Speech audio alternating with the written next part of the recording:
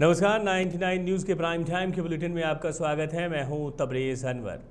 झारखंड के बहुचर्चित 34वें राष्ट्रीय खेल घोटाले में तत्कालीन खेल मंत्री बंधु तिर्की के रांची के मोहरबादी और बनहोरा स्थित आवास में सीबीआई ने आज छापेमारी की।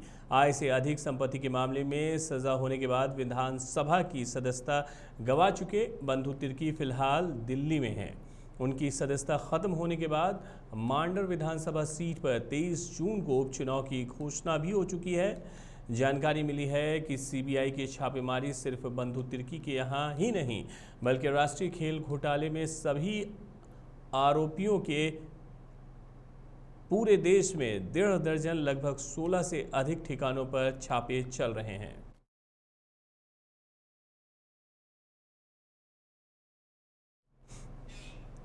राष्ट्रीय खेल घोटाले मामले में सीबीआई की टीम ने बोकारो के सेक्टर 8C स्थित कबड्डी एसोसिएशन के सचिव विपिन कुमार के आवास 2201 पहुंचकर छापेमारी की और कई दस्तावेज जब्त किए। सूत्रों के मुताबिक उनके घर से सीबीआई की टीम ने कई LIC आवास के एग्रीमेंट पेपर, कुछ बैंकों के कागजात जब्त किए हैं। आपको बता दें कि झारखंड कबड्डी एसोसिएशन के सचिव और बोकारो ओलंपिक एसोसिएशन के अध्यक्ष हैं विपिन कुमार सिंह। आज सुबह 8 बजे ही धनबाद सीबीआई की 4 सदस्यीय टीम ने छापेमारी कर उनके घरों का स्कैन किया। खबर तो ये भी है कि पटना तथा पटना जिले में उनके गांव पर भी छापेमारी की गई है।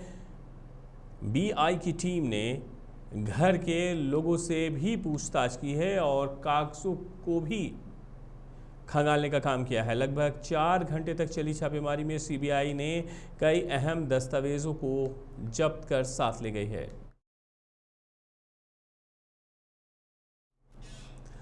त्रिस्तरीय पंचायत चुनाव 2 के 3 चरणों के मतदान को सफलतापूर्वक संपन्न कराने के बाद 27 मई को निरसा और गोविंदपुर में चौथे और आखिरी चरण का मतदान होना है, जिनके लिए जिला निर्वाचन पदाधिकारी और उपायुक्त संदीप सिंह ने आज सेक्टर मजिस्ट्रेट, सेक्टर पुलिस पदाधिकारी, जोनल मजिस्ट्रेट और जोनल पुलिस पदाधिकारी की प्रतिनियुक्ति की है। चौथे चरण के मतदान के लिए 93 सेक्टर मजिस्ट्रेट सहित 204 पदाधिकारियों की प्रतिनियुक्ति की गई है। निरसा में 49 सेक्टर मजिस्ट्रेट, 49 सेक्टर पुलिस पदाधिकारी, 5 जोनल पदाधिकारी और 5 जोनल पुलिस पदाधिकारी रहेंगे। वहीं गोविंदपुर में 44 सेक्टर मजिस्ट्रेट, 44 सेक्टर पुलिस पदाधिकारी, 4 जोनल पदाधिकारी और 4 जोनल पुलिस पदाधिकारी की प्रतिनियुक्ति की गई है। 532 भवन के 785 मतदान केंद्रों में चतुर्थ चरण का मतदान संपन्न होगा, जिसके लिए निरसा में 293 और गोविंदपुर में 492 मतदान केंद्र बनाए गए हैं।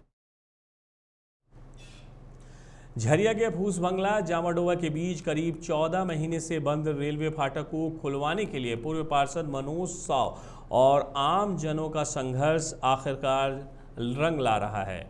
मनोज साव का पिछले 6 महीने से चला आ रहा आमरण अनशन आज सांसद पशुपतिनाथ सिंह और धनबाद विधायक राज सिन्हा ने खत्म कराया। दरअसल फूस बंगला जामाडोवा के बीच आद्रा रेल डिवीज़न के अंतर्गत पड़ने वाले भागा रेलवे स्टेशन के पास फाटक नंबर 34 पर ओवरब्रिज निर्माण के लिए पिछले 14 महीने से रेलवे ने फाटक बंद कर रखा है। इसके कारण फाटक के दोनों ओर का संपर्क टूट चुका है और लोगों को परेशानियों का सामना करना पड़ रहा है। ये सड़क से झरिया को जामाडोवा, बोकारो, पुरुलिया से जोड़ती है। जामाडोवा में टाटा सेंट्रल अस्पताल है। यहाँ फूस बंगला, भागा, लोधना मोड़ समेत अन्य इलाकों में रह रहे लोगों को इलाज के लिए आते जाते थे, जिन्हें आने जाने के लिए परेशानी का सामना करना पड़ रहा था। इसलिए स्थानीय लोग इस फाटक को खोलने की मांग को लेकर अनशन पर बैठे थे। आज आद्रा डिवीज़न के DRM ने विधायक राज सिन्हा को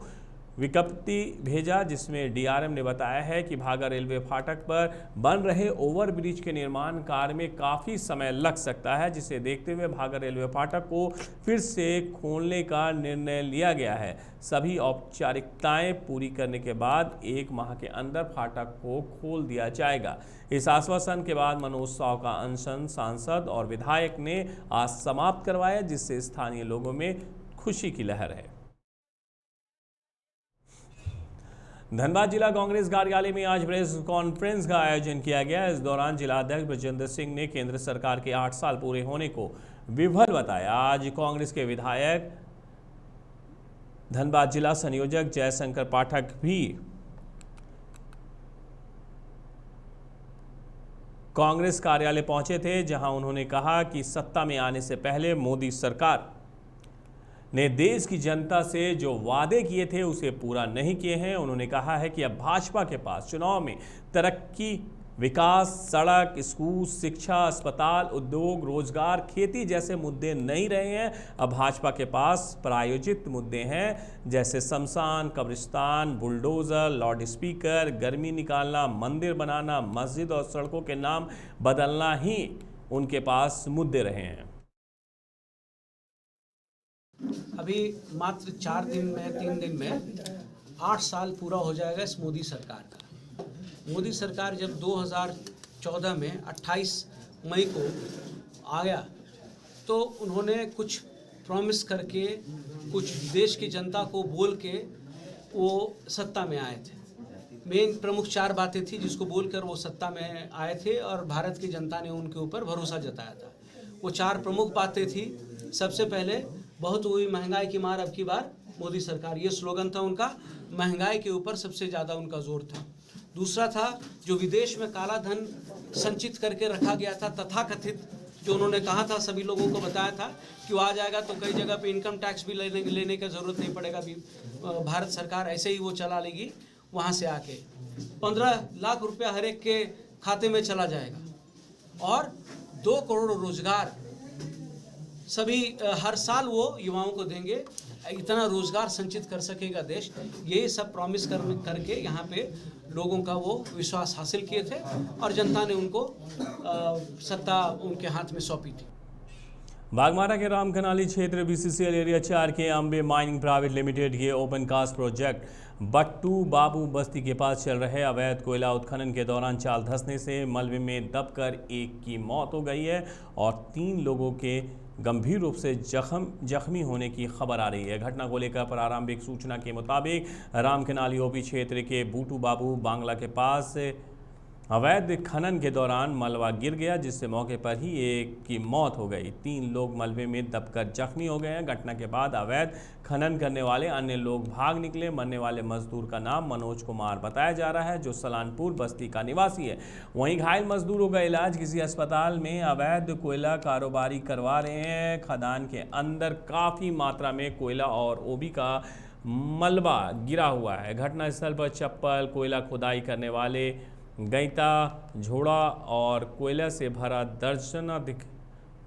दर्जनों बोरा और कई खाली बोरे पड़े हैं। मुहाने से बाहर पत्थर पर खून के छींटे दिख रहे हैं। अब तक घटनास्थल पर ना तो स्थानीय थाने की पुलिस और ना ही सीआईएसएफ की टीम पहुंची है। क्या हुआ था वहाँ पर?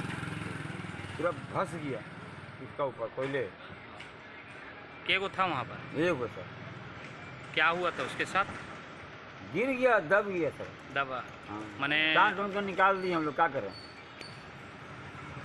मैंने आप ही निकाले हैं? हाँ, हमने निकाले, फिर कदम लाद कर पहुँचा दिए घर। मैंने आप स्पोर्ट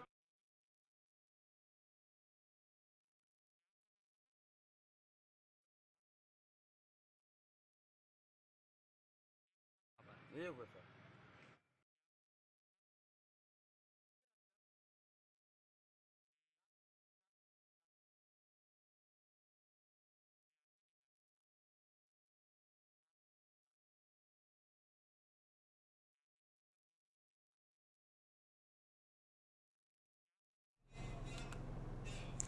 त्रिस्तरीय पंचायत चुनाव के चौथे चरण का मतदान कल है। पालो जोरी प्रखंड में 25 ग्राम पंचायत के 1,13,607 मतदाता अपने पंचायत प्रतिनिधि का चुनाव करेंगे।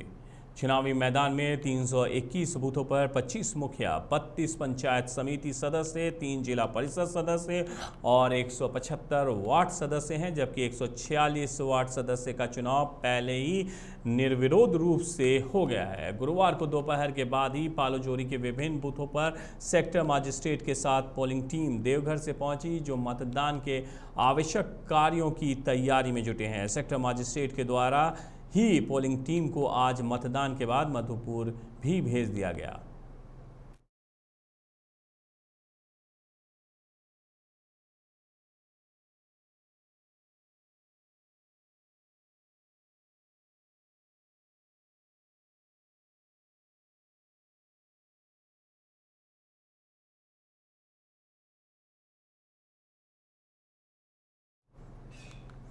देवघर के मधुपुर में रहने वाली सानिया शमशाद नामक एक युवती ने अपनी नानी घर हजारीबाग में रहने वाले दानिश नामक एक युवक के साथ भागकर शादी कर ली, जिसके बाद दोनों ने वीडियो जारी कर अपने परिवार वालों से सुरक्षा की गुहार लगाई है।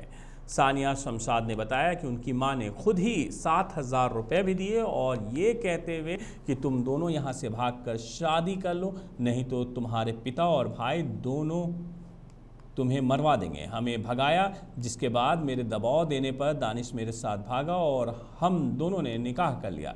लेकिन अब मेरी माँ और घर वाले दानिश और उनके परिवार वालों पर झूठा आरोप लगा रहे हैं, इसलिए मेरी माँ और घर वालों से गुजारिश है कि हम पर झूठा आरोप लगाकर केस मुकदमा ना करें। हम दोनों ने अपनी मर्जी से शादी की है। वहीं प्रेम युवक का भी कहना है कि उनके घर वालों में दोनों को जान से मारना चाहते हैं। हमारे भागने और शादी करने के बारे में उन्होंने कोई जानकारी नहीं थी। युवती क्या कह रही है, आप भी सुनिए। शमशाद और थाना परिषद से ये गुजारिश करती हूँ कि हम दोनों अपनी मर्जी से भागे हैं और इसमें किसी का कोई कसूर नहीं और लड़के के घर वालों को प्लीज फंसाया ना जाए, क्योंकि हम दोनों ने खुद शादी की है और हम दोनों का निकाह हो चुका है। इसलिए रहा कि करबला के बाद जो बताया जा रहा है कि वहाँ पे लड़का झाड़ फूक करके लड़की को अपने जाल में फंसाया गया, ये सरासर झूठ है। जितनी भी बयान मेरी माँ ने दी है वो सरासर झूठ है, क्योंकि वैसा कोई बात नहीं है। क्योंकि मैंने खुद यहाँ पे मम्मी खुद इनको कॉल करके बुलाती थी कि शानिया का हाजिरी चल रहा है तो आओ, तो ये देखो, तो ये खुद मना करता था क्योंकि ये खुद काम करता था फ्लैक्स बोर्ड का, तो नहीं आता था।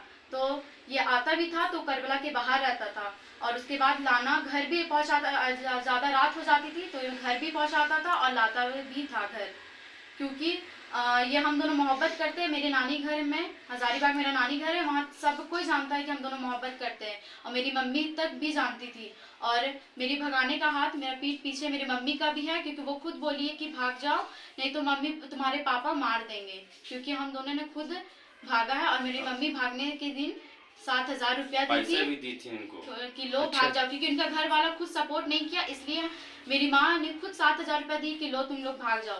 इनका घर वाला भी नहीं जानता, इनका घर वाला भी धमकी दे रहा है इसको और मुझे भी दिया जा रहा है। और प्लीज़ मैं माँ से अपनी खुद गुजारिश करती हूँ कि मुझे इस तरह बदनाम ना किया करे, क्योंकि मेरी लाइफ है, मुझे पढ़ना भी है और हम दोनों बहुत ज़्यादा मोहब्बत करते हैं। प्लीज़ हम दोनों को शादी करवा दिया जाए। 99 न्यूज़ के प्राइम टाइम के बुलेटिन में मेरे साथ इतना ही। मुझे दीजिए इजाज़त। अपना बहुत ख्याल रखिएगा। नमस्कार।